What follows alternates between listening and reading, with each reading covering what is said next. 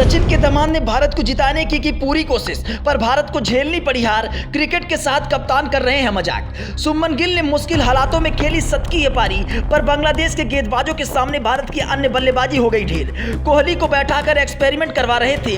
जब लय पकड़ती है टीम इंडिया तो हो जाते हैं टीम में बदलाव। अब बांग्लादेश जैसी टीम के साथ हारोगे तो वर्ल्ड कप कैसे फतेह कर पाओगे। सचिन के दामाद की आत्मविश्वास भरी पारी ने क्रिकेट जगत में बढ़ा दिया शुभमन गिल का कद। आप किसको वजह मानते हैं भारत के हार की, कमेंट करके बताएं। जी हां, शुभमन गिल के 5वें वनडे शतक के बावजूद भारत बांग्लादेश से मैच हार गया, लेकिन गिल ने अपने प्रदर्शन से हर किसी का दिल जीत लिया। शुभमन गिल ने 133 गेंद पर 8 चौके और 5 छक्कों की मदद से 121 रन बनाए। हालांकि मैच के बाद शुभमन गिल थोड़े दुख में नजर आए और उन्होंने कहा कि मुझे टीम के लिए मैच खत्म करना चाहिए था।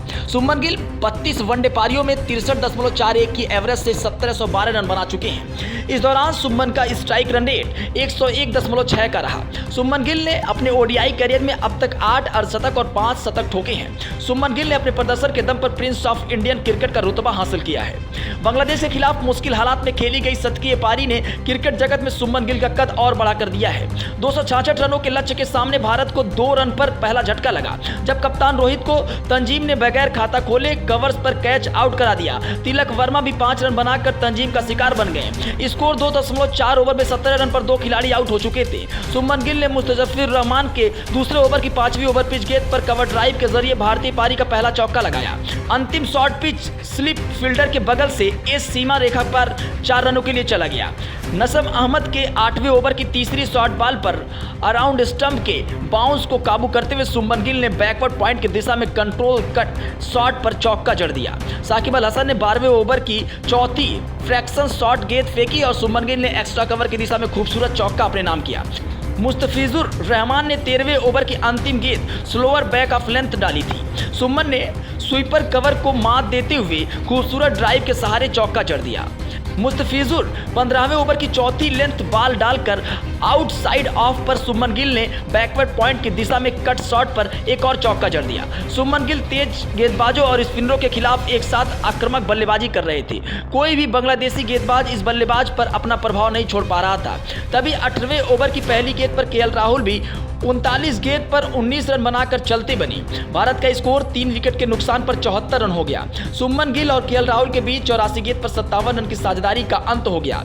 यह मुकाबले का बहुत बड़ा लम्हा था। मेहदी हसन ने 20वें ओवर की अंतिम गेंद पर शुभमन डाउन द ट्रैक आए और गेंद की पिच तक पहुंचकर मिड विकेट के ऊपर से छक्का जड़ते हुए अपना अर्धशतक पूरा किया। दूसरे छोर पर विकेटों के पतझड़ के बीच शुभमन अकेले मोर्चा संभाले हुए थे। ईशान किशन भी मेहदी हसन मिराज के शिकार हो गए और एलबीडब्ल्यू हो गए। बांग्लादेशी कप्तान साकिब अल हसन के 25वें ओवर की पहली आउटसाइड ऑफ गेंद की शुभमन गिल ने कदमों का इस्तेमाल किया और उसे वाइडर लॉन्ग ऑफ के ऊपर छक्के के लिए दर्शक दीर्घा में भेज दिया। सूर्य कुमार यादव और शुभमन गिल के बीच 53 गेंद पर 45 रन की साझेदारी हुई। सूर्य कुमार यादव साकिब अल हसन के 33वें ओवर की चौथी टास्ट अप गेंद के स्वीप शॉट खेलने के प्रयास में बोल्ड हो गए।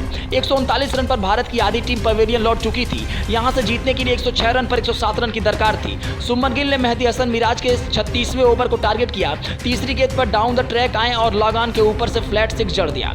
ओवर की अंतिम गेंद टास्ट ऑफ डिलीवरी थी और शुभमन ने लॉन्ग ऑन के ऊपर से गगनचुंबी छक्का जड़ दिया। शुभमन गिल बड़े शॉट खेलकर टीम को मंजिल तक पहुंचा रहे थे, लेकिन जडेजा मुस्तफिजुर के 38वें ओवर की चौथी लेंथ बॉल पर अक्रॉस द लाइन छक्का मारने के चक्कर में बोल्ड हो गए। रविंद्र जडेजा ने 12 गेंद पर 7 रन बनाए और भारत को 170 पर 6वां झटका लगा। शुभमन गिल ने तंजीम हसन के 39वें ओवर की दूसरी धीमी गेंद पर मिड विकेट की दिशा में धकेल कर 2 रन बना लिए और शतक पूरा कर लिया। ओवर की 5वीं बैक ऑफ लेंथ बॉल शरीर पर थी। शुभमन गिल ने डीप बैकवर्ड स्क्वायर लेग की दिशा में पुल शॉट खेलकर चौका अपने नाम कर लिया, पर रविंद्र जडेजा की जल्दी वापसी पर लौटने के बाद रन बनाने का सारा दबाव शुभमन गिल के कंधों पर आ चुका था।